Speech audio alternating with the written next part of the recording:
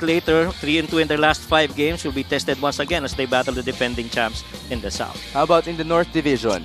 In the North Division naman tayo, si Rizal again is hoping to bounce back after a tough loss against Negros, and Bulacan continues to search for that win after the one that got away last time with Imus. That was a painful loss para dito sa Bulacan. Yes. After all, that was the first win of the season for Imus Agimat. Ito namang Rizal, they're still in that playoff hunt, but in the words of Jerry Pingoy, they just want to be a part of it. Kasi kahit sino makalaban mo sa first round, matindi nga naman sa North Division. Let's talk about the previous game of the Rizal Golden Coolers. Sayang din. Naging tongga rin yan para sa kanila because they were down big time versus Negros. There was a bit of a comeback, but ultimately they fell short. Yeah, mas mahirap dyan is 4 out of their 5 last games are losses actually since that loss triple overtime against San Juan. It was a slow start. A huge second quarter by Alday, pero sumagot rin si Formento with 18 points, 20 kay Alday. But Rizal went on a run in the Q2 but never really looked back. After that, Negros was able to maintain their biggest lead. The numbers would really tell you they shot less, decent field goal percentage, but better shooting by Negros. 54% versus 40%. Yung free throws, sayang yung 11 missed free throws nila. That napakababa na percentage, 54% versus that of 75% by Negros. Transition was a challenge. Minus 13 in fast break points and definitely overwhelming yung support ng bench ng Negros if you compare it versus Rizal. Formento and Raflores combining for 40 of the 43 bench points altogether from those two guys. So it's 21 bench points for Rizal. 16 more compared to the 21 came from their star in Alvin Altay. This was his second straight 30-point game in Parañaque inside the Olivares gym. But Coach Mike, this time around, career high niya, kanya nakamit, pero talo pa rin para sa kanya. Yeah, medyo mahirap yung ganun situation, I feel, para kay Alvin Altay. Like what I said earlier, somebody's got to step up. You know, getting a guy scoring that much points, 37 points, going 13 of 25 field goals. Sure, the efficiency is there, but kailangan may tumulong. Huwag maging masyadong dependent on a main scorer like Alvin Altay. 37, 5 and 5, just very, very excellent for the top scorer of the Golden Coolers. Let's see if he can bounce back versus the Bulacan Kuyas, who would also like to bounce back after 7 straight losses. We talked about that previous defeat versus Imus. It was a high-scoring game. Yeah, close siya actually. 22 lead changes and 15 times tied. 6-0 start dito para sa coming out of the gates itong Bulacan, pero si Celis and Dulalia, Imus caught up and they were still up by 1 after the first quarter. Bulacan trailed by 2 at the half, but in the fourth quarter, Hero, Nem de la Cruz, and Estabilio really combined for 21 of the 28 points to seal that win para dito sa Imus. And numbers, decent field goal shooting again, 40%, that's really good. Ang maganda dyan is 80 field goal attempts na nakuha na, which is above their normal average. Rebounds, they could not box out Davis, Nem, and Estabilio. They were minus 12 on rebounds, minus 5 on offensive rebounds. Turnovers, they forced more turnovers pero lesser yung na-convert nilang points. There are 2 less turnovers pero minus 8 on points of turnovers. Points in the paint, they did not have enough rim protection and so they were a minus 8 in that stat. It was a setback, but then today is a different day for the Bulacan Kuyas. Let's see if they can do what they did versus Sarangani in Bacolod, which was get a victory in the 6th season of the MPBL. And now we turn you over to Miguel Perey. Versus Bulacan on the 2024 Manny Pacquiao's MPBL Season 6 presented by Extreme. Live on the official MPBL Facebook page, YouTube channel, MPTV Signal Channel 98, MPTV Channel 53 on satellite, and on Pilipinas Live app. Let's meet our starters. First, for Rizal Central Mall Golden Coolers. Guard number 88, Rocky Asidre. Forward number 15, Ralph Salcedo. Also at forward number 7, Marco Balagtas. Center number 37, John Apasible. And the other guard number 17, Alvin Alday. Their head coach is Ralph Emerson Rivera. Assistant coaches Don Villamin, Christian Coronel, Mario Gutera, and Francis Cruz.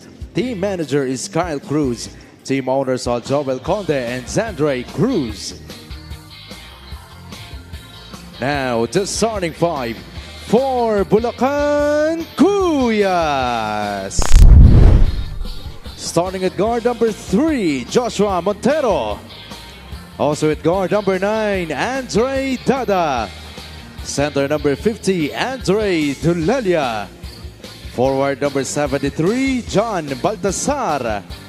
And the other forward number 23, Ralph Manzo. Head coach for Bulacan Cuyas is Buds Reyes, assisted by Joey Dada. Team manager June Reyes. The third team owner is Congressman Kuya Jonathan C. Alvarado. The average starting fives brought to you by New Star Max. Win to the max. It's Alwin Alday, John Pasible, and Marco Balagtas joining the two former Arellano Chiefs in Rocky Asidre and Ralph Salcedo for Rizal. And then it's Josh Montero, Andre Dada, Andre Dulalia, John Baltazar, and Ralph Manzo for the Bulacan Cuyas. Thank you for joining us as we come to you live from the Alonte Sports Arena in Binyan, Laguna. This is Mix Gomez. Inyong likod kasama si Coach Mike Perez at si Mika Abesamis. Rizal is looking to get back into the winning column after losing versus Negros, while Bulacan is looking to snap its 7-game losing skid. Later on, Muntinlupa will go up against Zamboanga, and then for our main event, it is Binyan Tatakgel versus the Pampanga Giant Lanterns. Coach Mike, since we covered that last game of Bulacan as Ralph Manzo is able to drain a jump shot, ano yung mga positive things na nakita mo mula sa kanila sa game na yun? Well, what I like is yung ability of the guys to be able to respond, no, in that opportunity. Na sayang nga lang natalo sila, but the guys from Bulacan really stepped up well. I feel that Benedictus could have gotten more minutes because he was really efficient on the floor. Good thing that Manso was there. He was very solid rebounding as well as assisting. Matter of fact, very efficient si Manso in that game. And so, how much of Manso will we be seeing today in this very important match? We'll have to find out as he's right now on the floor starting para dito sa Cuyas. Ralph Manzo played 15 minutes. He was 4 out of 5 from the field. He had a double-double, 11 points and 11 rebounds. He also had a +5 in terms of his plus-minus in a game where they lost by 6 points. Yeah. Now, Andre Dada was fouled on his drive, so he'll proceed to the line. Rocky Asidre is called for it. He will be the point guard of Rizal in today's outing because Coco Pingo is out because of a minor injury, so he's expected to be gone for 2 to 3 weeks. That's going to be a concern. Yeah. Dahil wala na si JK Casino dito sa lineup ng Rizal, so we'll look at players like John Salazar off the bench. There's another guy, another young man, Edward Labayan. He can be a point guard as well for Rizal. Yeah, and Rocky Asidre's gotta be, up to the task of leading this Rizal team, and you want to get back in a really good, consistent win streak para dito sa Rizal. Katulad nga sabi ni Coach Ralph kanina, hindi lang opensa, kailangan dumepensa tayo kasi sa dulo ng mga larong to, kailangan matuto tayong dumepensa. Actually, Rizal has lost a lot of games in single digits. In fact, 11 of their 17 games have been settled by less than 10 points. So sanay sila sa mga clutch moments. Jana Pasible is averaging 10 points and 8 rebounds per game. We were talking about Rocky Asidre as their point guard. Biro niya sa atin. Today, he's not going to be a points guard, which he usually is as a shooter in the MPBL. Let's see if he can continue to activate the likes of Alwin Alday and company. Crenia Viloria will come off the bench later on. At saka hindi madaling adjustment yun, no? From a wing scorer to a point guard. But I feel Rocky's gonna be up to it. We've seen certain flashes of him being the one distributing. Look at that drive by Salcedo. All the way, nobody's stopping that ball. That's another offset for you. Ralph Salcedo is actually a good role player who's basically a do-it-all man for the Rizal Golden Coolers. One of the best things that he can do is facilitate. Kahit makuha pa niya yan sa gitna. It's one of the best things about him from his teammates. Yeah. And if you're being the role of what JK is doing for Rizal as a point guard, be it Rocky or whoever, I feel it's going to be easier for Rizal because you have really good scorers. You have Marco Balagtas, you have Jana Pasible, Alwin Alday. Matter of fact, even Rocky Asidre could be scoring. So to facilitate finding guys, that would be a really good addition, lalo na para dito kay Rocky Asidre. It's 4-2 now with 2 minutes gone by in the first quarter. Andre Dada, cross-court pass. Josh Montero up top to John Baltazar, who drives. And that's a layup. Yeah. for the leader of the Cuyas.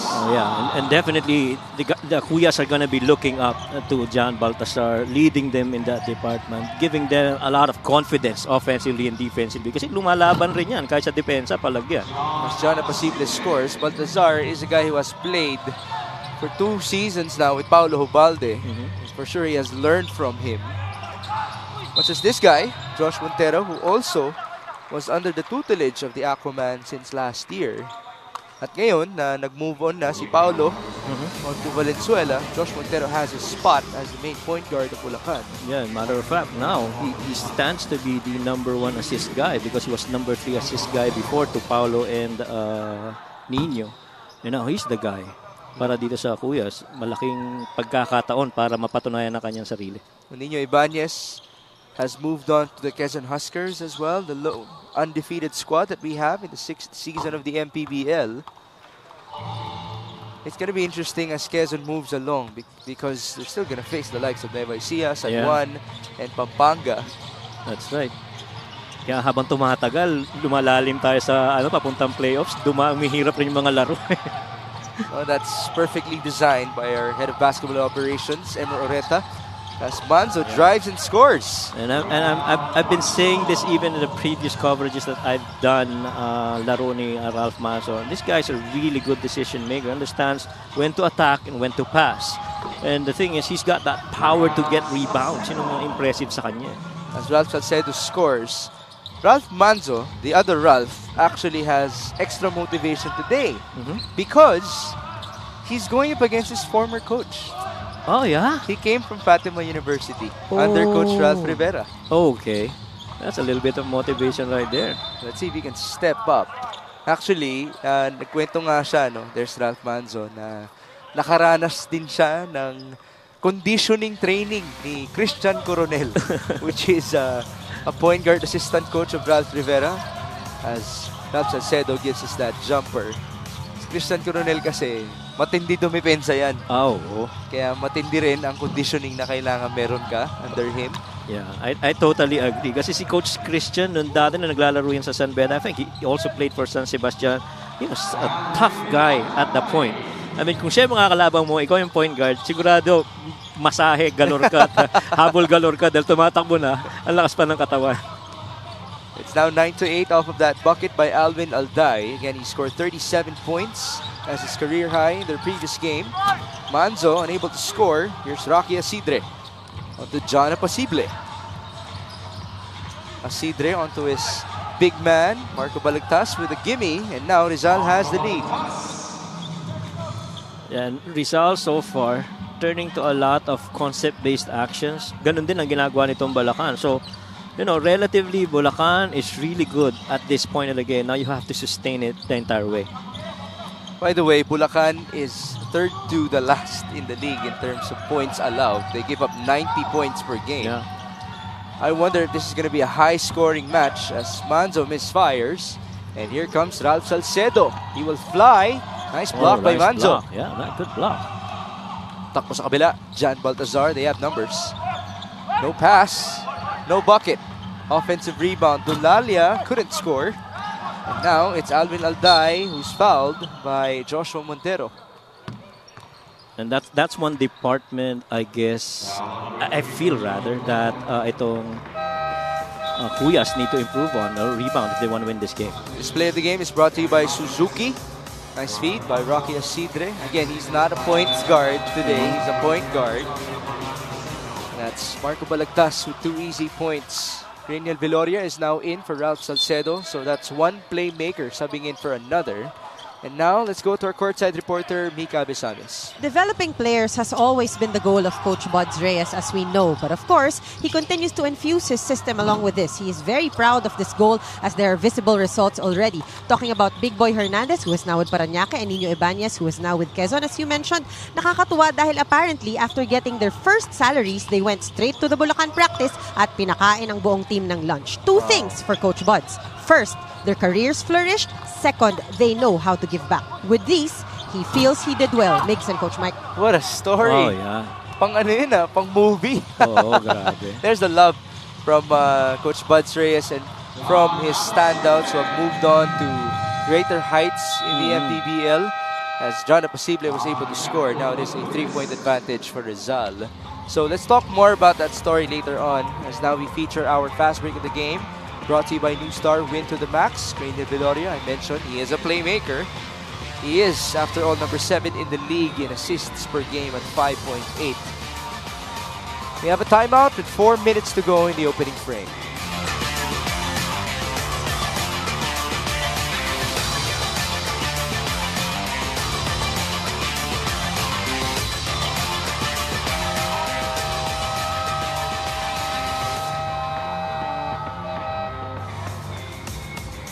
John Apacible had 16 points versus Negros, 11 in the first half, with 15 rebounds as well to his name, although he was actually outplayed by the big men of Negros in their previous outing. Ano na nga naman ang pinakita ni John Gabriel, who was the best player of that game. John, by the way, might just be resurrected in this Negros program of Coach Bonnie Garcia. Coach Bonnie, parang Coach Buds din yun eh. Father figure, a developmental coach. Tsaka tingin ko si John Gabriel, when he was in Pangasinan, he felt he could have offered more, but you know, marami ring rotations kasi sa movement na mga tao si Coach Gerson. Now this is engineer Ken Osicos, who was able to convert with a jumper. That is his usual range, the mid-range. 12-11, John Apacible. That's a steal. Good help provided by EJ Habel, who feeds the ball to Kerr Bangeles, who misfires. Ball tapped by Osicos. Bangeles leans in. Tough shot. Yeah, that wasn't the best of sequences for Bulacan. Yeah, not really a good decision right there. Could have opted to scoop it outside and find a more open guy instead of forcing it underneath. And there's a foul on the other end. It's a push. As we take a look at the previous highlight of the Puyas, John Baltazar. Nice bounce to get Osicos. Tsaka dyan pa lang makikita mo na yung the patience of executing nila Coach Buds. I mean, they didn't hurry it. They waited for that right time for that screen to go. Got that pass and made that shot. 12-11. Balagtas. No good. Rebound Baltazar. And here comes EJ Habel. Osicos, pinapalabas si Kerr Bangeles.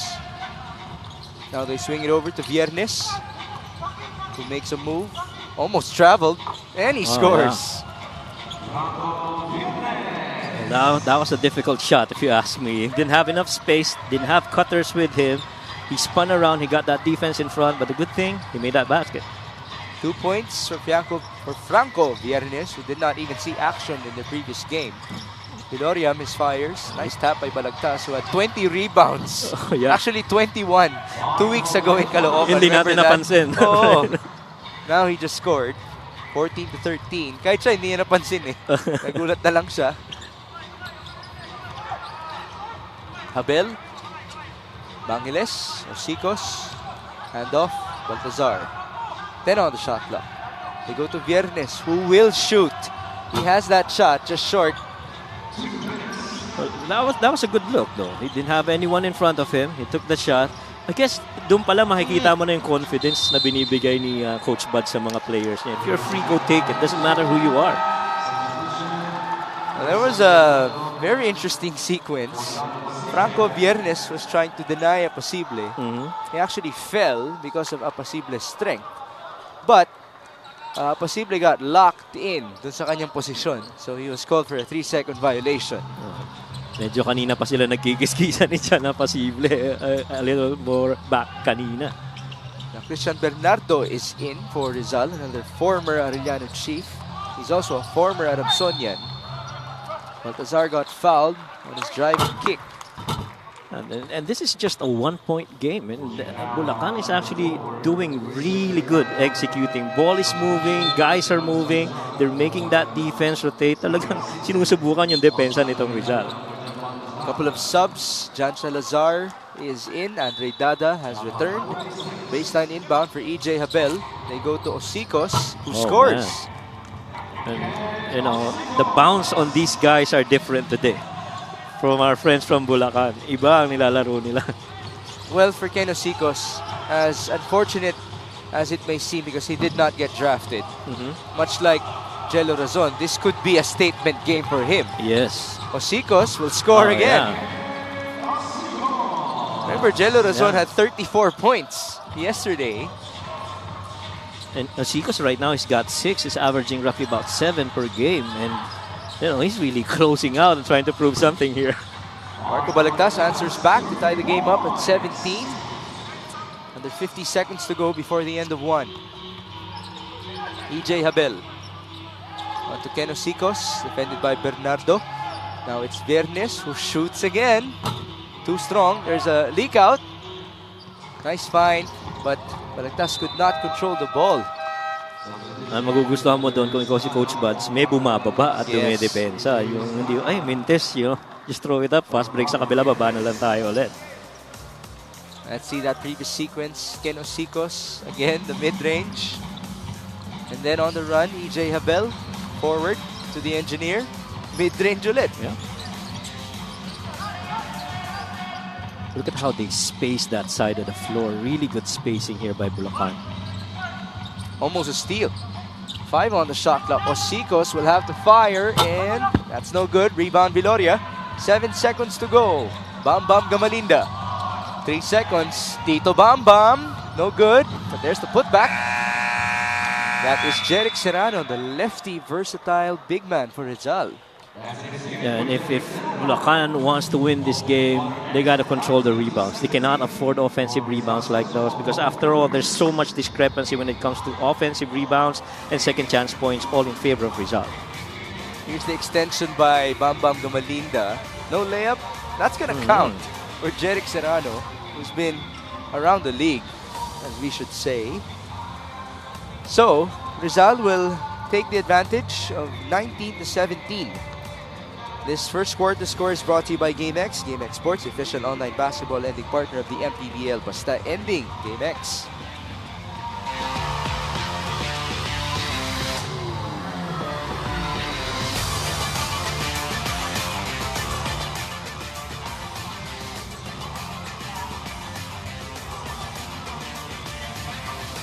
Ito na ang ating Jinky Skin fan of the game.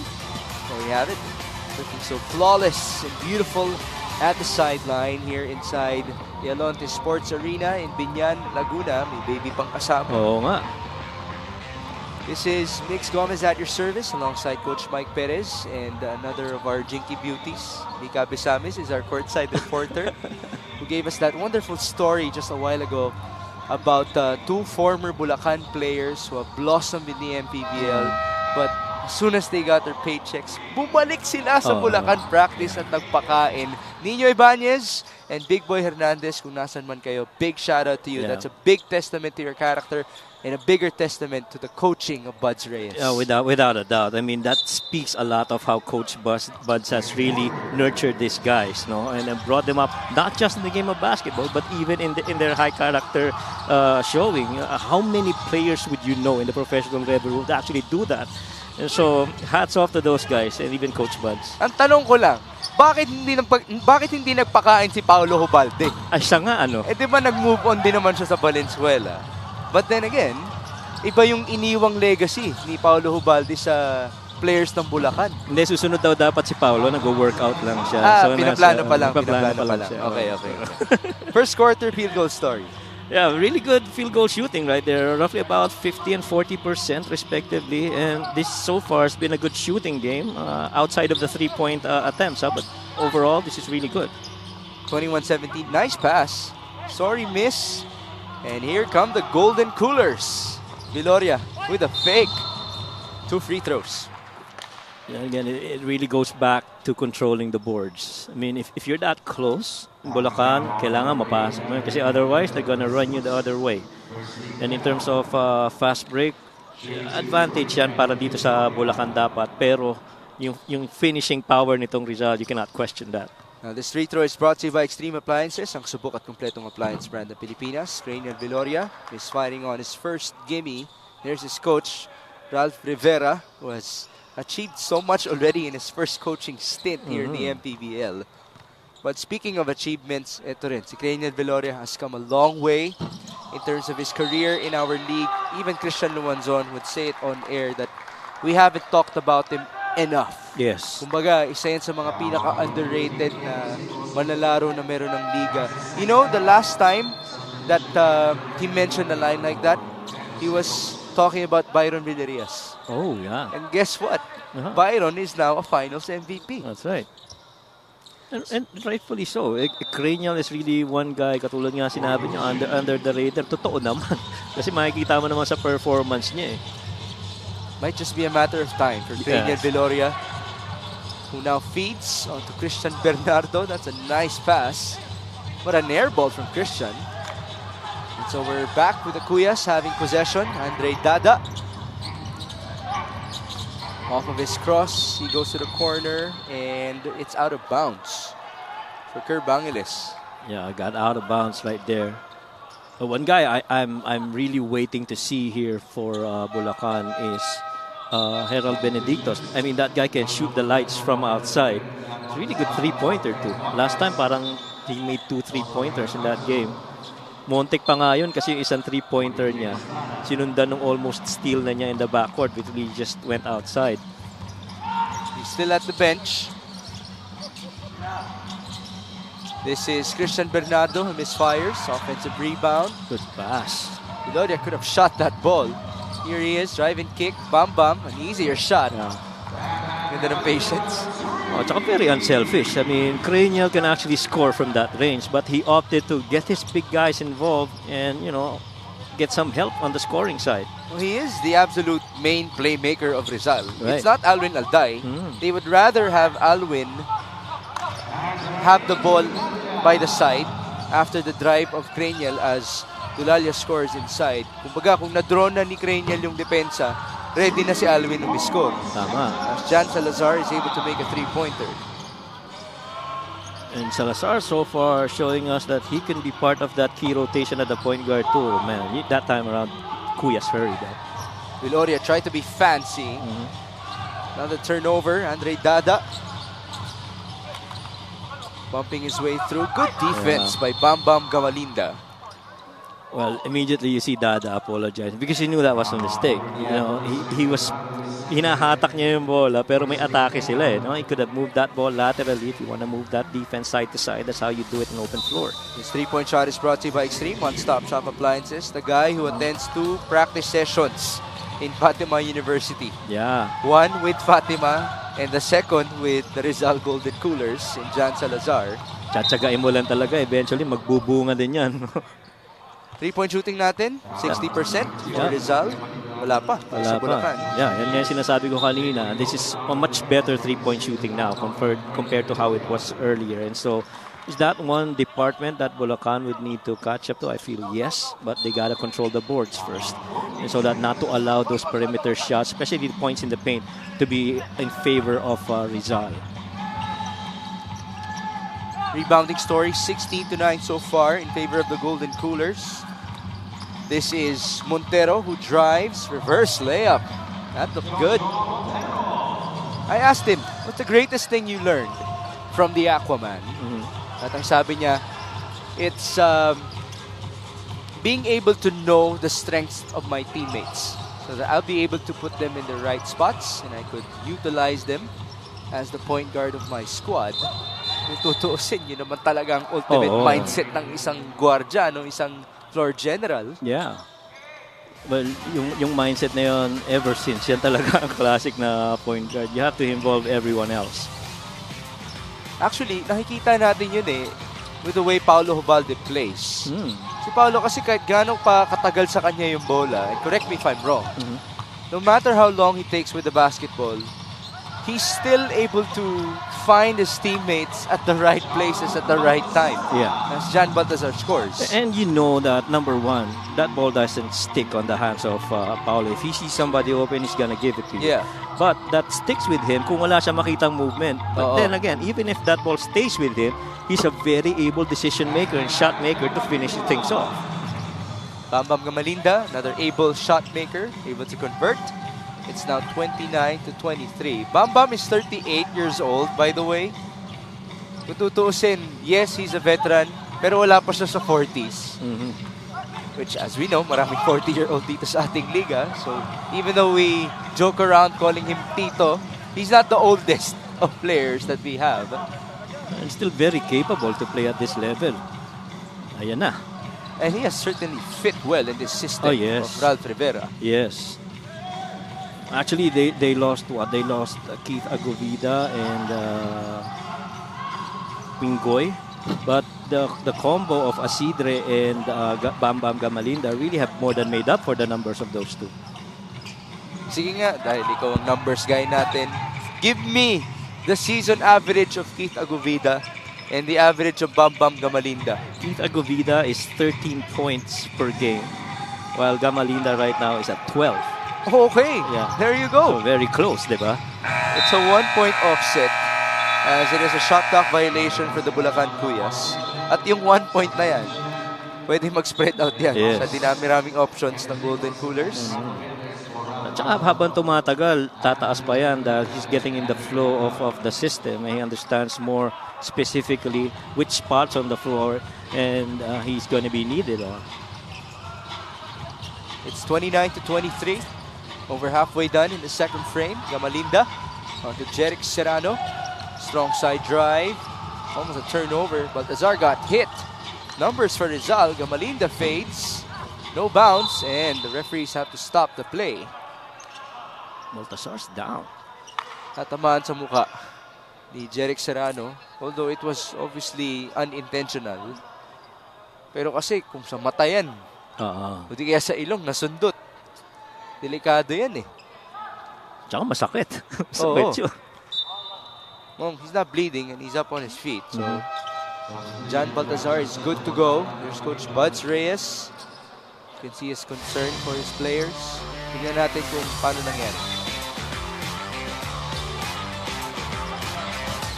Kamay. Kamay. Yeah. Ang tanong ko, gaano kahaba ang fingernails ni Jeric Serrano? Yeah. Tama. Diba? Kasi baka kumalmot yun eh. Correct.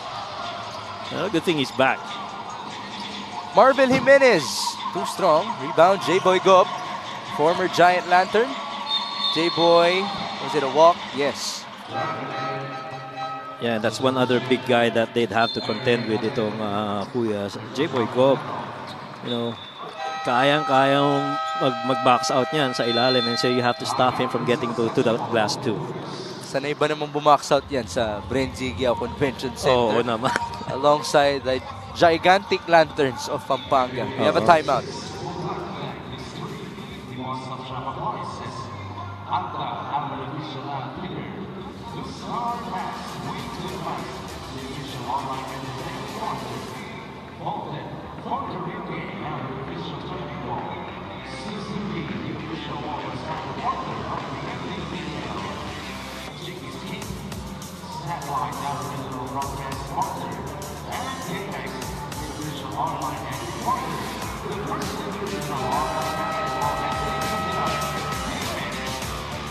Kenosicos versus Imos had 17 points and 11 rebounds with 2 steals and 2 dimes.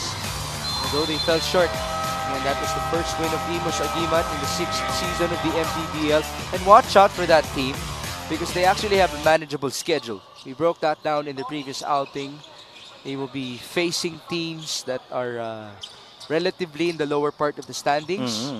Kumbaga, winnable ang mga susunod na laro ng Imos.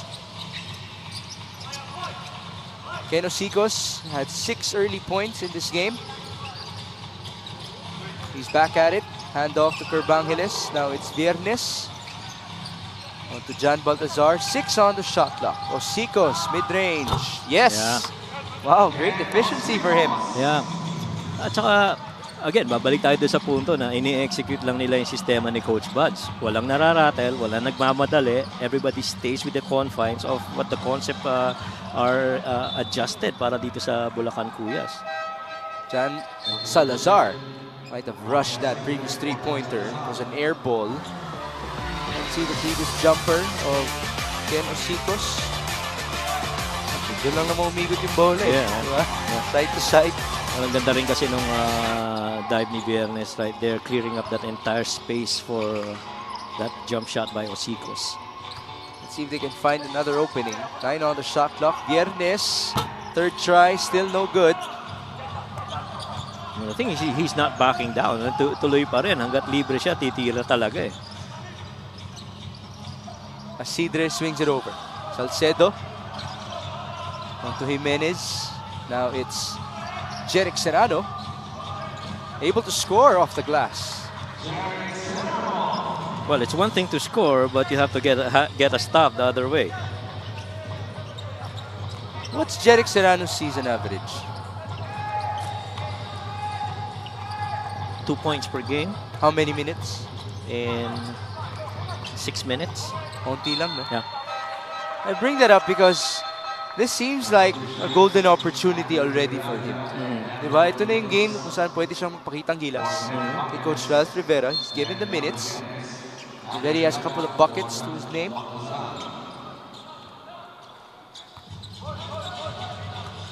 (31-25) under 2.5 minutes before halftime. Serrano to Rocky Asidre against EJ Habel. Now they bounce it off. Serrano backing down. Turnaround shot. Too strong. Pero nakikita mo na yung kumpiyansa. Yeah. Iba yung Diyan na eh. kumpiyansa eh. Your guy is in. Yeah. Benedictos. What's his first name? Herald. Herald. Just to clear that to everybody, it's not Aaron. It's Benedict Herald Benedictos. As Andre Dulalia just scored. And you like that Dulalia is able to come off that side of the floor to his regular jump hook rather, from that spot. Dun siya medyo komportable. And you bring guys in the offensive spots na komportable sila, i-score yan. Maganda rin na ipapakita ni Andre Dulalia ang kayang gawin. Once upon a time, he's one of the best players in the UE High School program. Kasama niya si AJ Miranda. Sabay silang lumipat ng JRU. Eventually, itong si Andre Dulalia became a part of the Olivares Sea Lions. They just recently ended their stint. Kasama niya sina Joshua Galliano, among others. Let's see if Andre can give us good signs with this Bulacan program. As now EJ Habel is on the move. 1-on-1. Habel is fouled. And that allows me to proceed into story time. Because Coach Mike Perez, as much as I argued na yung shooting form ni EJ Habel ay kamukha ng shooting form ni CJ Isit, kuya niya pala talaga yun. Sa Mapua. Okay. Kumbaga, senior niya, si CJ kasama si Hesid Gabo. Sometimes those two would go back to their college to do some extra work at nakikisabay itong si Eric Habel. And speaking of extra work, wala naman talaga sa MPBL to si Eric Habel. Kaibigan niya kasi si JC Karandang at natanong niya, saan ba ang training ng Bulacan Kuya? So apparently, it's near his apartment. So, tinanong niya kung pwede ba siyang maki-ensayo lang kina Coach Buds.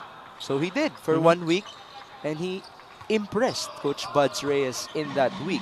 Eventually, it landed him a roster spot in the MPBL. Yeah, very interesting story. Sometimes, you really just have to grab that opportunity and to be able to show up. But one thing though, now I cannot unsee CJ Isit in him. Hinina ko yung free throw form no? Diba? Pareho. Yeah, pareho. Hindi ko na unsee. Just saw a three-pointer for Rizal and a turnover. As Abel fouled a golden cooler. This is the 3 by Marvel Jimenez. He's a former player of Coach Buds last year sa Mindoro. So ngayon, kontra siya sa kanyang former coach. 3-point shooting natin, 4 out of 11 na para sa Golden Coolers. Wala pa rin para sa Bulacan. Yeah, 3 of those attempts coming from Viernes, if I recall correctly.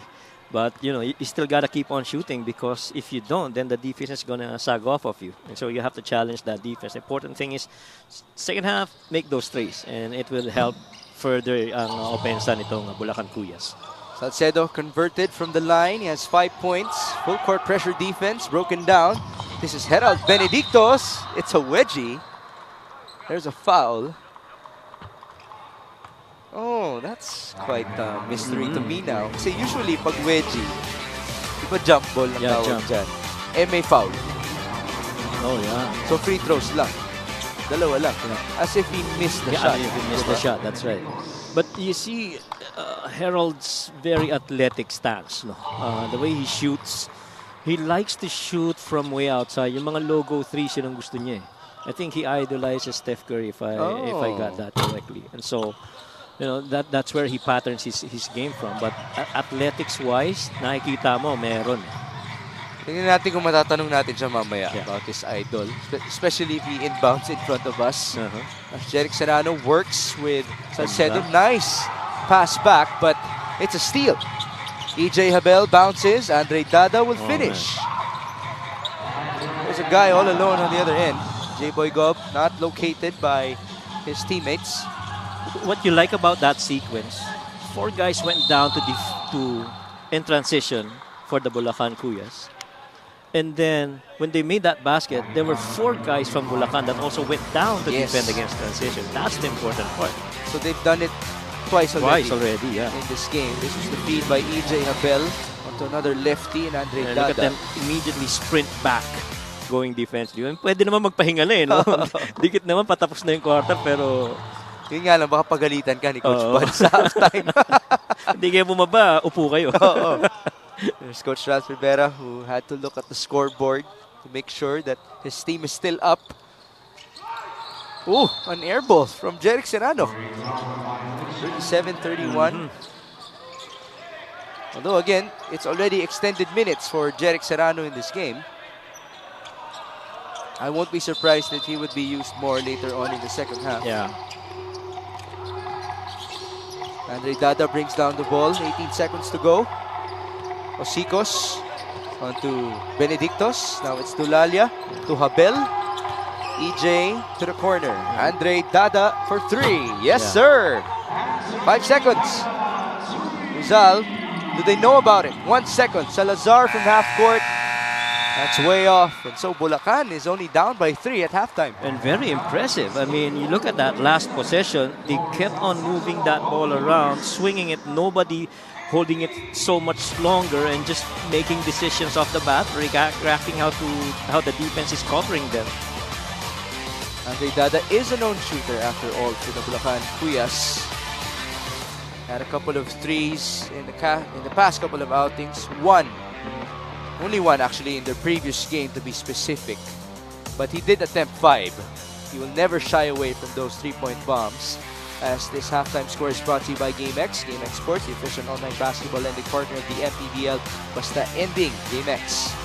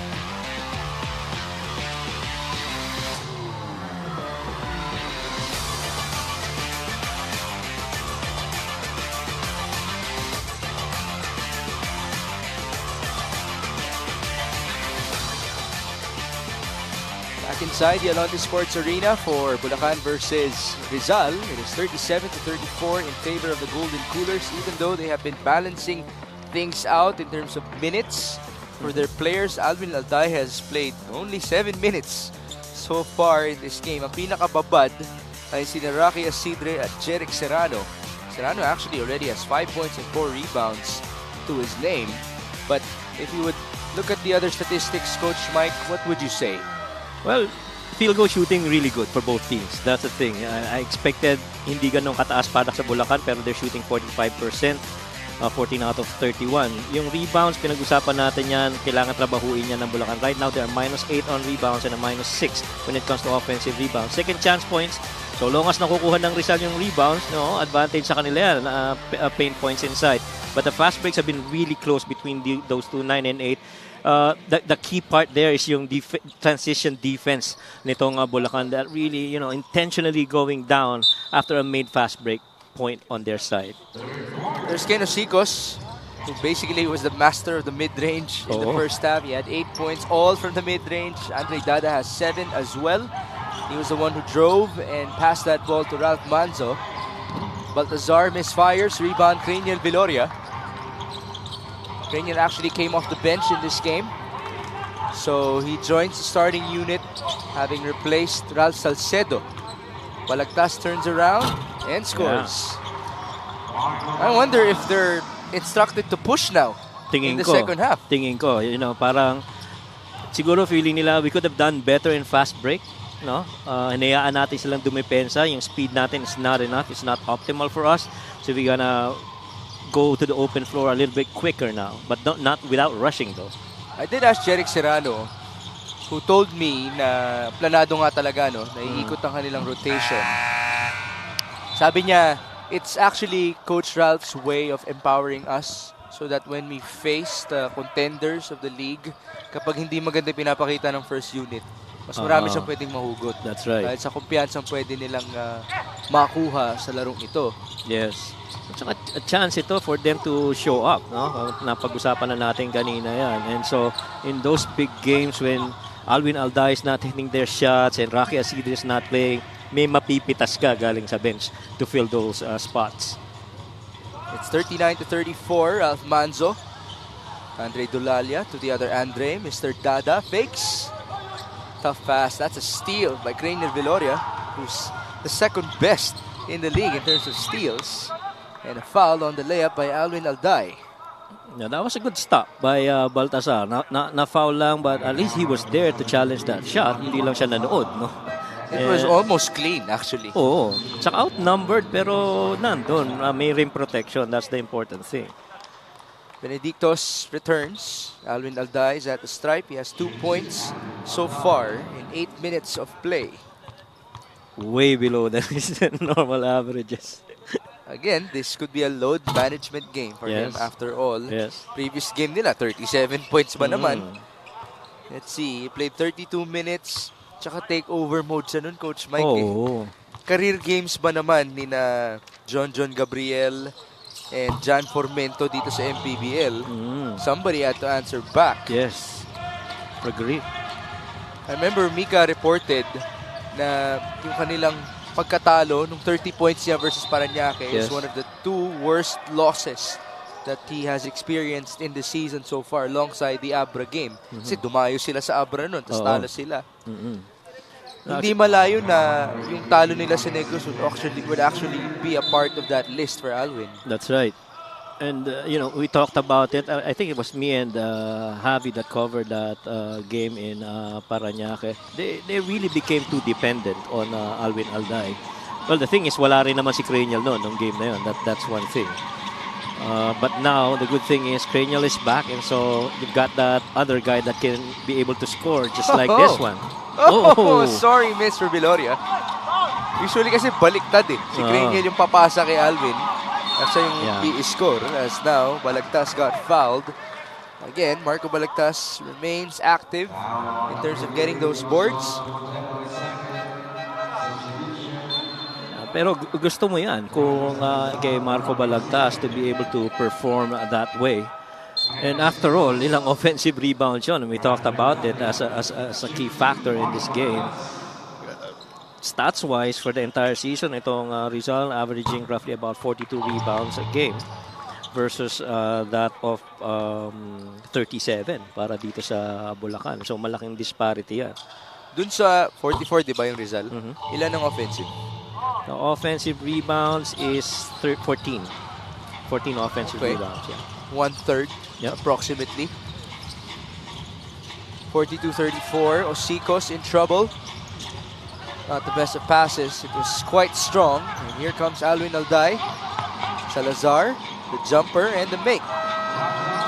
And I feel Coach Ralph right now says, I like what I'm seeing. You guys are performing. You know, may chance kayo floor time. At pinapakita nyo sa akin kung what you can contribute. And they definitely need that, lalo na without their key point guard available to them. They have outscored Bulacan by 7. And we haven't even gone past 3 minutes in this quarter. This is now the biggest lead for the Golden Coolers, 44-34.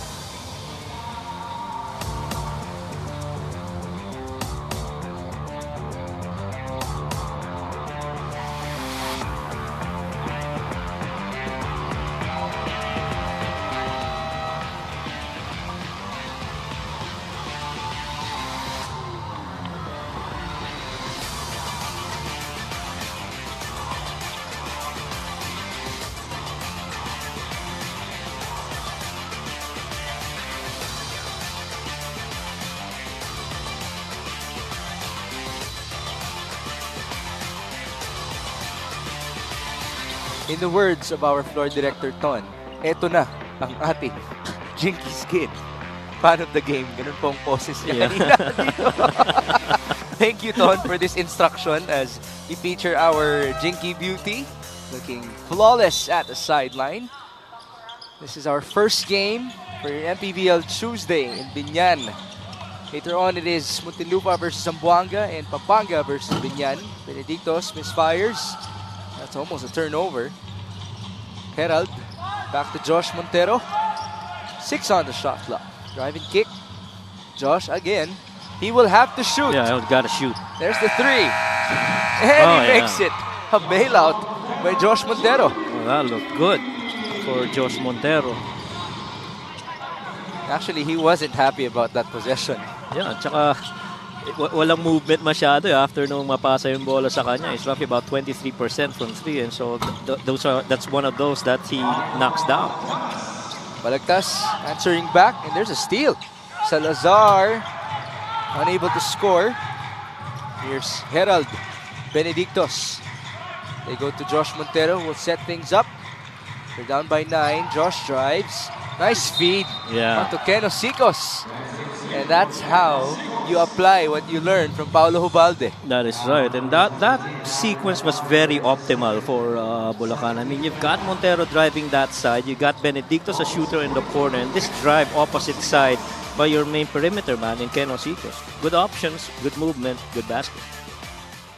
That's the first 2 points of Ken Osicos inside the paint in this game. Puro snipe nga siya kanina sa labas, no? Pero wala siyang 3-pointer. Walang 3-pointer. 11 points for the engineer of Bulacan. 46-40. Craniel Viloria, driving feed. Balagtas, a good look. Short. Rebound, Jan Baltazar. That is number 5 for him. That's 4 points and 4 dimes as well. Osicos back to the mid-range. Too strong. Salazar to the corner. Craniel stepped on the line. Bulacan was very fortunate that he stepped on that end line. Right side of the floor, corner or wing. Craniel Virolia in there. Score mo na yan. Magka nasa kanan yan. Because he's very comfortable at that spot of the floor. I actually thought that he already had an open look. Oo. Pero hindi nga naman siya known shooter. He's more of a playmaker. Here he is. Right to left. Now I gotta see his field goal shooting. Viloria is 0 out of 3 from the field. Although the other stats are 6 rebounds, 4 assists, and 1 steal for Craniel.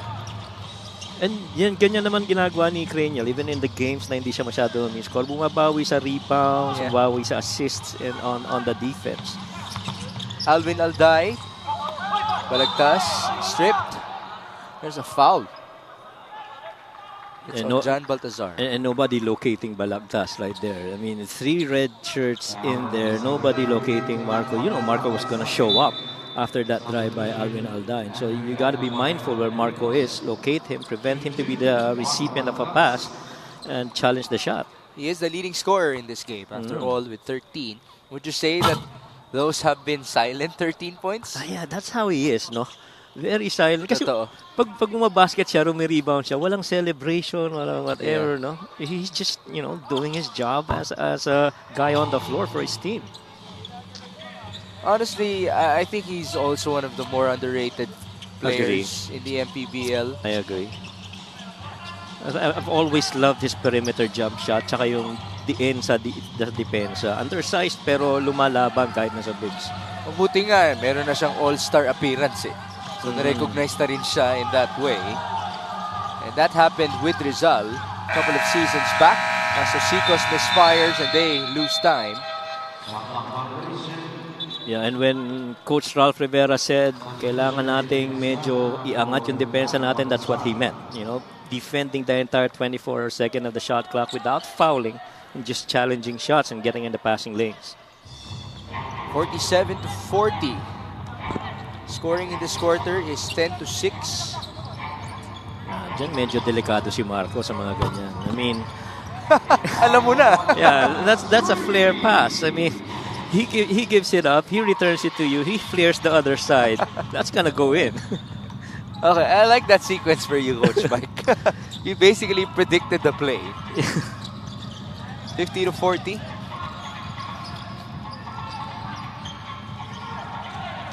This is Pastrana. Passing onto the corner, almost a steal. 3 on the shot clock. Somebody's got to take this. Here's the 3 from Kurt Bangeles. No good. Rebound, Viloria. Inside. That's 2 points for Jana Pasible. And just like that, this quarter is so much different from how Bulacan has played. Why? Because defense started coming in para dito sa Rizal. The shots had not been quality para dito sa Bulacan.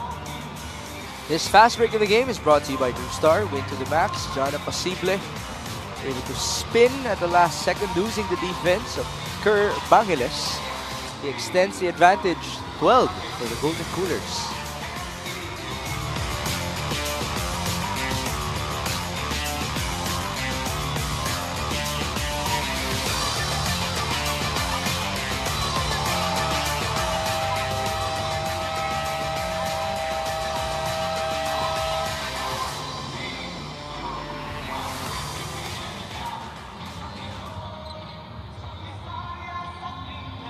That's gonna be interesting.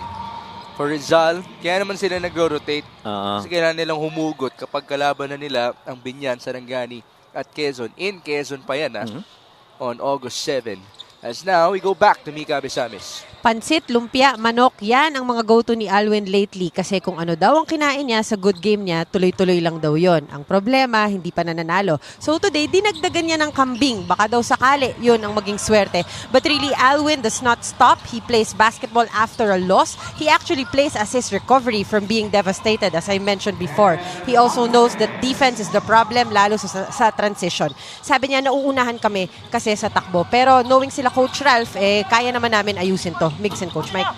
I think rightfully so lang na kambing ang kinakain niya. Dahil goat nga Goat naman yun. nga siya. Pag Tama tin-translate mo sa English, kinailangan ko pa i-double check yun sa Google. Habang nagre-report si Mika Besamis. Pero ginutom ako doon sa mga unang binigkas na Kaya nga eh. Pero totoo naman kasi yung mga superstition na yan.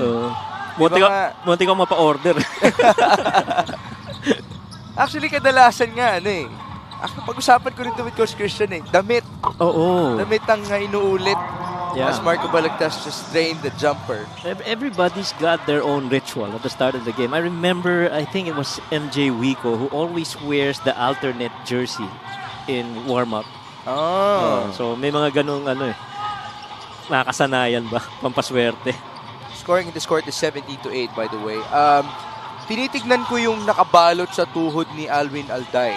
So, ni-support yan, di ba? It's actually not the usual. Yung isa lang yung kulay. Kumbaga, mas marami pang kulay. Itong suot ni Alwin. It's quite similar to what Paul Desiderio wore in his UP days. Ganon din si Paul. Niya pinapalitan hanggat maganda pa yung pinapakita niya yung season na yon. And again, he was Mr. Atinto for the Fighting Maroons.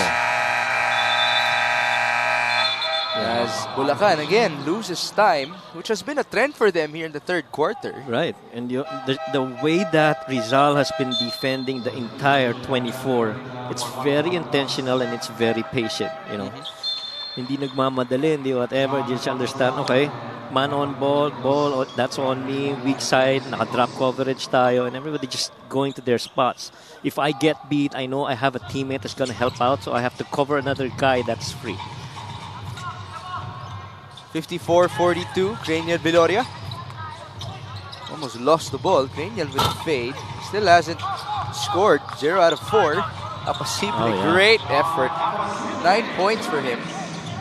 When you like about John, there are very few big men who can actually put the ball on the floor that close and create underneath. And John's been really good at that. By the way, it's mysterious that was only the first rebound of John Apasible in this game.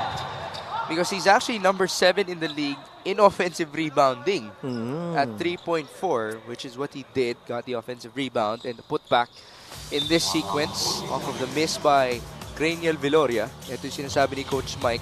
Pagkakuha, may creation na naganap mula kay John Apasible. And now he's unable to stop Andre Dulalia, who just scored. Dulalia is now up to 6 points. 12-point deficit, you're Bulacan, you're still within striking distance. You just have to change up a few things. You have to address yung depensa ng Rizal and you gotta attack more aggressively, I see. That bounces in for John Apasible. The lead is 14. So kung kanina ang approach mo ay ang humahabol, ngayon bibigay ko ang approach ng hinahabol. Rizal's biggest win this season is against Muntinlupa by 18 points. Yun ang kanilang biggest separation. This could actually be that game for them. Right. Sa naangat ng 18. At saka medyo matagal na rin yun. Parang second game of the season pa lang yun no? Tagal na yun. Yeah, I think that was after their Pampanga win. Oh, yeah. You do have the record here. Oh, yeah. Ayan, pangalawa. Pangalawa nga. After Pampanga nga. Pangalawa nga siya. Medyo matagal na nga yun. Andun pa sila Keith, no? Yes. Yeah, andun pa sila Keith. And that just adds to our statement about them being used to close games. Yes. No more shot clock here. EJ Habel up top. So that's Baltazar, sorry. There you go. And it's a 3-pointer for Herald. Ayan, naayos na. Herald Benedictos. You just heard the voice of Miguel Pereira, our arena announcer. 58-49. Salazar driving and feeding. Apasible loses time, but you know, he was feeling it already after making a jump shot just a while ago. And so we end the third quarter with a 9-point advantage for the Rizal Golden Coolers. It is 58-49. They actually started this frame with a 7-0 run. Right. And things really got tightened up at the start of the third quarter. Marco Balagtas has really just been making himself available in scoring. Pero not with the help of his teammates, you know, finding him and feeding him on those areas on the floor. So, a couple of weeks ago, he had a quiet 21 rebound game. Now he's having a quiet 19-point game. And we're not yet even done in this matchup. This third quarter score is brought to you by GameX. GameX Sports, the official online basketball lending partner of the MPBL. Basta ending, GameX.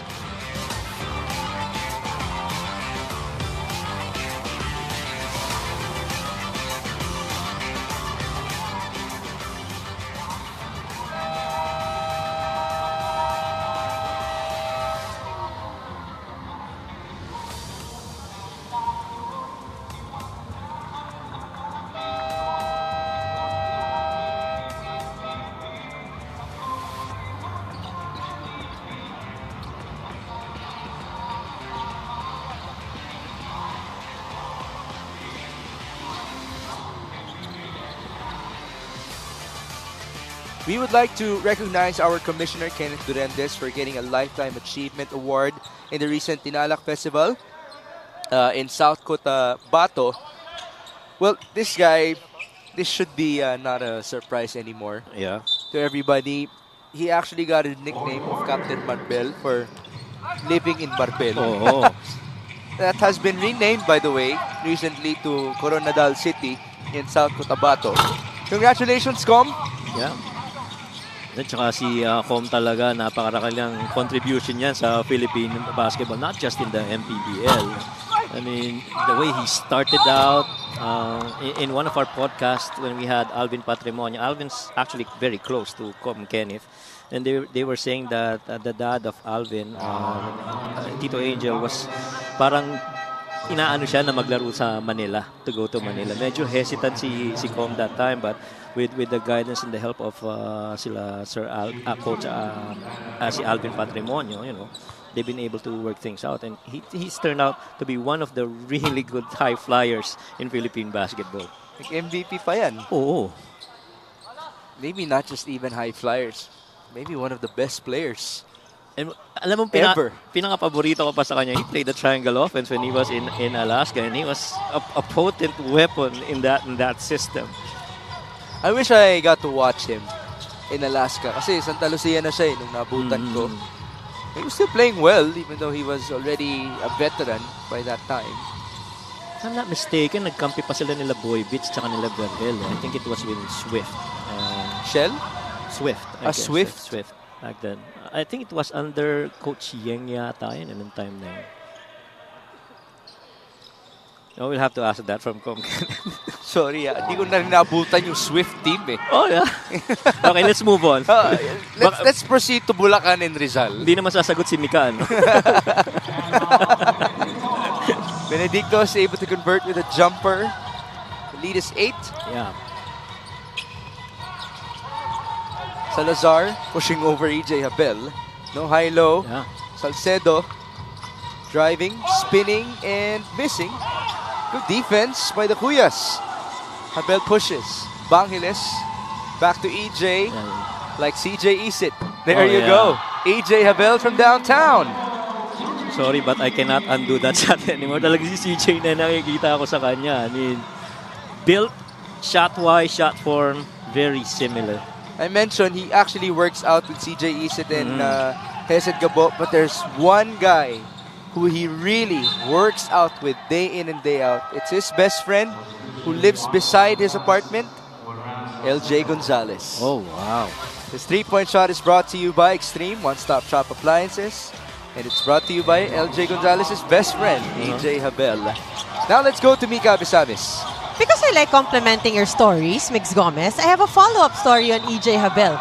Kay Kuya CJ Isit daw, marami siyang natututunan as a lefty as well. Lalo daw ngayon, napapanood niya ang composure ni CJ as one of the main point guards of Batangas. Kay Kuya Hesed Gabo naman daw, he learned a lot of off-court discipline, kung ano ba ang dapat gawin ng isang point guard sa skill work at extra time. Hindi na daw niya sila masyadong nakikita dahil busy na sila sa kanilang careers, but will forever be grateful to their patience to give back to the Cardinals. Kinonfirm ko agad syempre. Kinwento ni Hesed Gabo, pag nag-uusap kami niyan, gusto lagi sumama sa akin sa skill work. Migs, Coach Mike. There you have it. Oh, yeah. Thank you, Mika. I appreciate that. So may on-court, may off-court, pero ano pa rin, business pa rin talaga, no? Para kina EJ Abel and Hesed Gabo. So, honestly, knowing those facts, Coach Mike, does it excite you even more for EJ's career in the MPBL? Oh, yeah, definitely. The spectrum of guards that he talks to, I mean, Hesed Gabo, CJ Isit, LJ, you know, very much primed the guards that he can learn a lot from.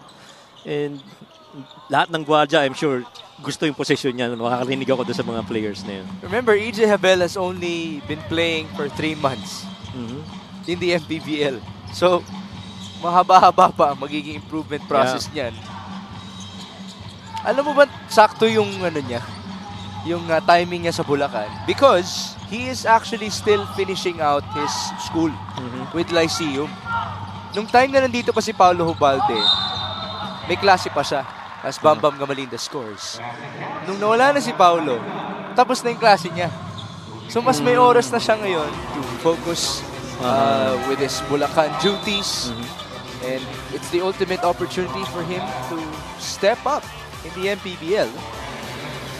But of course, best of luck to him in terms of finishing his business degree or getting his business degree. At saka napakaganda nga yan example of things are always planned, you know. Yung mga opportunities na dumarating na ganyan, importante dyan is you will show up and you'll be making the most of the opportunity. But since we already said it, I hope that the basketball players out there, the aspirants in the MPBL or even the PBA would share the same values in terms of finishing their education. That's right. Malaking bagay pa rin yan because basketball is not forever. As Alvin Alday misfires, rebound to Ralph Manzo. Yeah, that's right. Education, like, you know, we tell student athletes, you're student first before being an athlete. So, real good if you're able to finish education. Oh, what a move. Benedicto's fouled. That's 2 free throws for him as they're down by 9 with 3.5 minutes gone by in the fourth. And Coach Buds was telling, I think it was Ken Osicos or John Baltasar, na to clear that entire right side of the floor for that drive by Harold. Benedictos, first free throw is no good. Di pa natin siya natatanong no, sa kanyang idol if it is Stephen Curry or not. Now, this free throw is brought to you by Extreme Appliances, ang subok at kumpletong appliance brand ng Pilipinas. I tell you though, he has a quick shooting motion. Yeah. Much like Steph Curry. Yeah. But I'd wish he'd hold that follow through a little bit longer. Masyadong mabilis yung para yung steady, bitaw, no? Para steady, yeah. But he's got a good form. 63-55, press break. Gamalinda drives. Up and under for Bam Bam Gamalinda. Yun naman na makukuha mo kay Bam Bam. Kita mo naman yun. Suabe lang, no? O, nilagyan lang ng konting fishball sauce. Bilang may fishball tayo sa harap natin. Oo, correct. We have some lovely food here in Binyan, Laguna. Do join us as Ralph Manzo is unable to score. And here come the Golden Coolers. Alvin Alday saw an opening. Driving feed, balagtas. Ilan na siya? 21 points and 8 rebounds. Whew. No other name, Coach Mike. Yeah.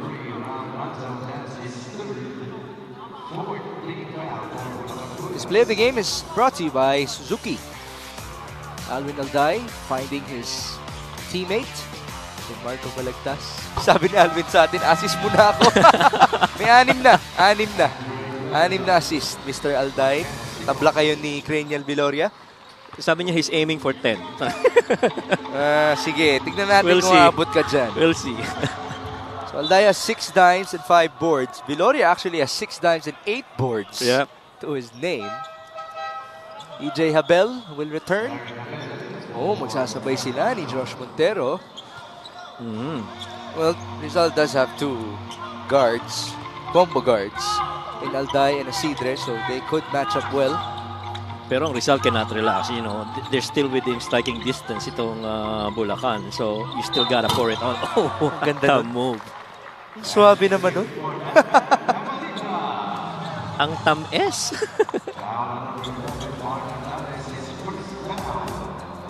Natanong ni Alvin Alday kung counted daw ba as an assist yun. Tingnan natin kung aangat sa ating FIBA Live Stats. Pero kasi, hindi nag-dribble si Bam Bam eh. Oh. Tingnan natin. Feeling ko oo. I like that scheme of Coach Ralph Rivera on the rebound. I see that. That's yung nice. parang nag-screen, no? Yeah. Ginagawa nila yung kanina pa first half eh. Yeah. I was thinking, sabi ko baka mamaya hindi consistent ginagawa.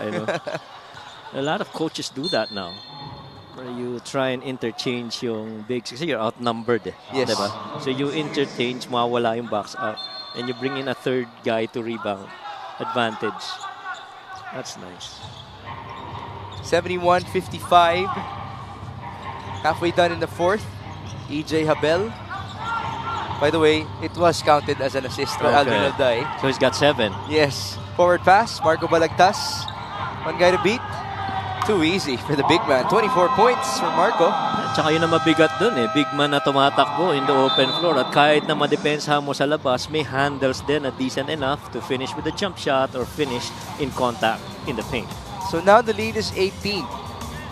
Again, I'd like to remind everybody the biggest win of Rizal this season was 18 points against Muntinlupa. They have a chance to grab their new record. Let's see if they can actually pull it off with 4 minutes and 42 remaining.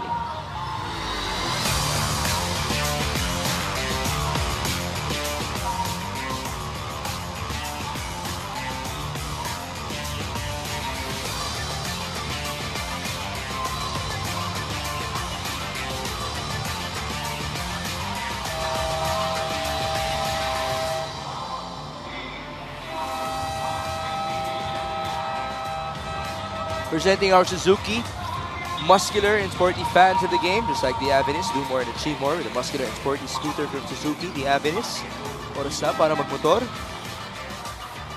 It is 73 to 55 in favor of the Rizal Golden Coolers against the Bulacan Cuyas. Rizal is looking to get back to the winning column after all. They lost to Negros in the previous game. While Bulacan, they haven't won since their victory versus Bacolod. It's Sarangani and Bacolod who have been their victims so far. 7-game losing skid. Josh Montero. He needs a teammate. Good defense by Rizal. Right. And it's been really different in the second half. Yes. That's another turnover forced. Tumatakbo ang Golden Coolers. Assist number 8. Oh, nope. Alvin Alday frustrated about it. He's just frustrated. But they're still able to get 2 points. As Osikos went down. Oh, he's shaken up. Is it the ankle? Yeah. Good sportsmanship daw by Bam Bam Gamalinda. Ito yung yan. frustrated assist ni Alvin Alday. This ni Marco Balagtas. Sabay Kita mo yung reaction ni Alvin, no? Hawak sa ulo. Hindi mo alam kung buti na lang sumisumot. Yung assist pala yung habol. 2 points daw for Apasible. Yeah. Ang rebound na to si John Apasible. Tumadami na rin. 3 with Ano na to kay 13 Alvin points. Ano na to kay Alvin? A game within a game. Yes. Well, it has been a load management game as well for Rizal because they do have a tough schedule coming up. That includes Binyan and Quezon. Pass was too long from Rocky Asidre. I just realized, not having Coco Pingoy for those next 3 games, they might feel it. Yeah. I mean, Binyan, Sarangani, and Sarangani is no pushover. I mean, sa bilis maglaro ng mga yon, you have to have a guard that actually goes down defensively. Now, whoever will be guarding J. Mark Malyari, Yes. that would be kind of a preparation for him as he guards LJ Gonzalez in the next game. I feel it's going to be Rocky Asidre. That would... Good luck, Rocky.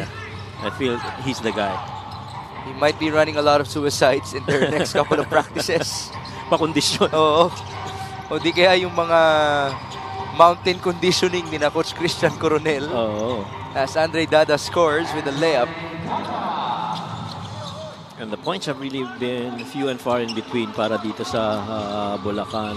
A lot of it has to do with the defense of Rizal, clamping things down defensively and being efficient offensively. Serrano, drive and kick. Actually, a post move and a kick onto Rocky Asidre. Is that his first 3 points? Yes, for Rocky. Was it his first attempt? Nope. He's already attempted 3 times before that. 2 coming from downtown. Now there's a foul. Was it on J-Boy Gob? We'll see that Rocky again. called for it. Apat na. After he just drained this 3-pointer. Balagtas returns. He has 24 points and 9 rebounds. Baseline inbound. Andre Dada almost lost the ball. Baltazar, EJ Habel, Good nice movement. feet. Baltazar, great patience. Almost scored 2 free throws. Yeah. Well, and as much as trailing itong Bulacan, nagugustuhan mo yung execution nandun pa rin. Walang one-on-ones, no? Just really moving that ball and moving men around. After all, that's what got them to a really close first half. Ang key difference is the defense really of Rizal. You know? That's the thing that put them in this deficit. Here's Coach Buds Reyes. They normally give up 90 points. Now Rizal's up to 78, which could be a minor victory for them, if you think about it. Yeah, ang laki ng disparity ng points allowed for their opponents. That's almost, what, 12, 13 points difference between those Rizal and Bulacan. How about this? John Baltazar is on a triple-double watch. Let's see if he can get 2 dimes and 4 points. As Jeric Serrano just made a 3-pointer. That's a guy who's getting his minutes in this game. He's up to 13 minutes of play, so mostly still from the first half. But it's good to see him in this form as Andre Dada makes a 3-pointer, because Serrano is actually a victim to a couple of knee injuries. These last 2 minutes are brought to you by GameX. GameX Sports, the official online basketball lending partner of the MPBL. Basta ending GameX. I was talking about Jeric Serrano. Sabi niya may problema na siya sa kanyang patela. Naubusan na siya ng cartilage. Quite frankly, I have the same problem. Mahirap yun, coach, kasi bone to bone. Masakit na. Awkward. Tsaka masakit. Kumikis-kis yung buto mo eh. Kada galaw. Normally, you solve that. Let's take a look at this 3-pointer by Andre Dada. You solve that with a lot of muscle strengthening in your quads. Matrabaho yun. Honestly, it's really mentally challenging. Lalo na kailangan consistent ka. Pero meron mga ano dyan, is there surgery that's required? To meron din. Sometimes they can, or there is an option of injection. Para ka maglalagay ng kind of a pad inside, some sort of fluid. Pang-absorb. My terms, by the way, might be technically not exact since I'm not a doctor. I'm only speaking as a patient myself. Meron na rin alam ko through radiation eh. Yung parang laser. Pero mas mahal. But again, if you want better information, consult your doctor. If symptoms persist. Yes. Okay, here's Jeric Serrano who has some knee problems. Backing down. Handoff to Good Salazar, pass. who steps back. A 3-pointer. Yeah, That's good. pass. So this could be their biggest victory of the season. Yes. It was pretty huge, and you know, commanding the entire second half. And the thing, not doing it offensively, it's, you know, sticking to your defensive schemes and letting the offense flow off of it. 35 seconds remaining. Marvel Jimenez, Marco Balagtas. Serrano's wide open. Marco trying to back down. It's a turnover. Nanghinayang si Jeric Serrano kasi nag-iisa lang siya dito eh, sa kabilang side ng court. There's Coach Ralph Rivera looking so calm at the sideline. The 3 players actually in double digits now for Rizal. Balagtas with 26. Apasible has 13. And so does Gamalinda. Okay. So, will Bulacan get possession? Apparently they will. That could have been it for us, but we shall continue. I wonder if titira pa dito ang Kuyas. Balagtas has a double-double, 26 and 10. Viloria finishes with 8 rebounds and 6 assists. He could have been scoreless, by the way. Yes, Cranial is scoreless. Alvin Alday transformed himself into a passer in this game. He has 7 dimes. He only attempted 3 times, by the way, from the field. 3 points for Alvin.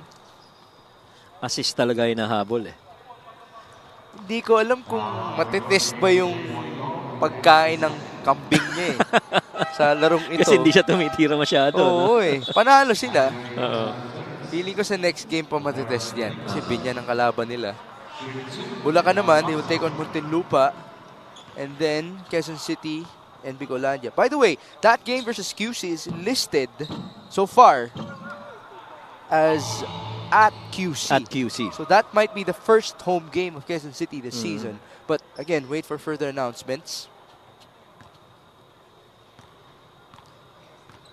Another free throw here for Ralph Manzo. Who again is facing his former coach. Kasabayan niya nun sina Nico Panganiban sa Fatima University. That's it.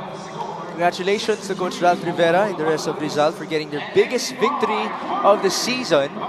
In terms of margin, it's a plus 22 for them, surpassing their plus 18 versus Muntinlupa. They move up to 10 wins and 8 losses. After all, they are a part of the North Division playoff race, while Bulacan is still dead last, now at 2-17, 8 straight losses for them. Our best player of the game was determined at the start of the fourth quarter. It was that fast, that early, because of the consistent play of Marco Balagtas. Our POG brought to you by Manny Pacquiao's MPBL. 19 points in the second half for Marco Balagtas. You know, the numbers have been quite tricky because, again, he's done it silently in this game. At saka may kasamang 50% shooting, 2 out of 4 from 3 and 6 out of 7 from the free throws. And so, different ways of him to score. This final score is brought to you by GameX. GameX Sports, official online basketball lending partner of the MPBL. Basta ending GameX. Marco Balagtas just got his baby before he proceeds to Mika Abesamis. Kailangan syempre part ng moment niya ang kanyang pamilya. I actually bumped into his family. We were shopping last week. May shopping spree din pala sila. Pero kasama niya anak niya noon. Alright, Mika is with Mr. Marco Balagtas. Mika, go ahead. Tama ka dyan, Migs. Our Manny Pacquiao's MPBL best player of this game is Marco Balagtas. Marco, ang ganda ng simula ng Bulacan pero pagkatapos nun, trailing na sila the whole game. Kaya naman ikaw, sinigurado mo na nung second half with almost 20 points ka sa second half at total ng 26. Kasi yung pangit yung first half namin, tapos sinabihan niya kami ni Coach Ralph na kailangan, magising kami actually. Tapos laruin namin yung Rizal basketball, which is pinapakita namin nung unang part ng season. Medyo nawawala, kaya yun, binalik lang namin yung Napag-usapan mo yung dapat magising kayo. Alam kong isa sa nagiging problema nyo nung past losses nyo ay yung defense nyo, no? Paano nyo ba to inayos getting into this game? Kasi dito parang nakita naman namin na nag-improve na. Actually, yun we just have to keep on improving kasi medyo nung window, naiba din yung pyesa. So may mga bago kaming players, so kailangan aralin ulit din yung chemistry na bumalik ulit yun. Kaya kailangan lang namin tuloy sa practice and nagbubunga naman sa game namin. Napakaganda niyan. Alam kong kasama mo ang baby mo, pero bukod sa kanya, meron ka pa bang mga gustong batiin at pasalamatan, Marco? Ayan, siyempre, first of all, gusto kong pasalamat kay Lord God kasi hindi to possible kung wala siya, Lord. Then siyempre, yung mga family ko, Manlapas and Balagtas family sa Malolos, Bulacan. Yung mga Tagaliyang, yun. Tapos, yung Canoso and Montiero family sa Dolores, Quezon. Then, sino pa ba? Ayan, yung management namin, Centro Mall, then Gondel Coolers, Boss Andre Cruz, and Boss Alex Cruz. Yun, then yung wife ko, Skirl, and yung baby ko, Skirl. Alright, maraming salamat. Once again, our Manny Pacquiao's MPBL best player of this game is Marco Balagtas. Migs and Coach Mike. Did you sense it that he's a good interview? Yeah. Highly intellectual yan, si Marco Balagtas. Daling kausap, nagkikwento pa yan sa atin, giving us great storylines about the Rizal Golden Coolers. Congratulations to him for his wonderful but silent. Oh, yeah. Deadly performance. Kailangan mabigyan na ng moniker yan si Marco Balagtas. Marco Balagtas. Maybe in the next games. Yeah. Up next, we have Zamboanga taking on Muntinlupa here in Binyan, Laguna. So do not go away. Thank you for joining us for our first game. Para kay Mika Abesamis at para kay Coach Mike Perez, ako po si Mix Gomez. At magbabalik po ang Maharlika Pilipinas Basketball League, ang liga ng bawat Pilipino.